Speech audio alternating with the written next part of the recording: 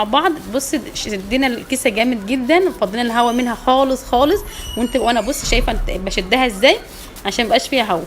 ادي الكيسه الثانيه، يعني هنعد مع بعض ما تزهقوش. ادي الكيسه الثالثه، وانت بتشد وتاخدي الكيسه بتقومي شاده منها الهواء خالص. بصي ولزق كمان اهو، يعني احنا عشان ما نغنيش الاغنيه بقول لكم بقى تاني هنلزقها جامد جدا جدا. عايزه اقول لكم برده هي هتنزل في الميه في المكان اللي هي موجوده فيه ازاي.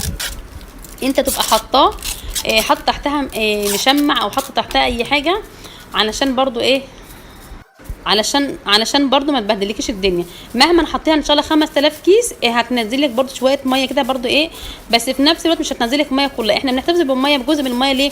عشان الميه تبقى فيها الملح بتاع السمكه والزيت بتاع السمكه. فبرده ايه بنقعد نقلب في الكيسه يمين وشمال، فالملح والزيت ده يعني هو اللي بيملح السمكه نفسها.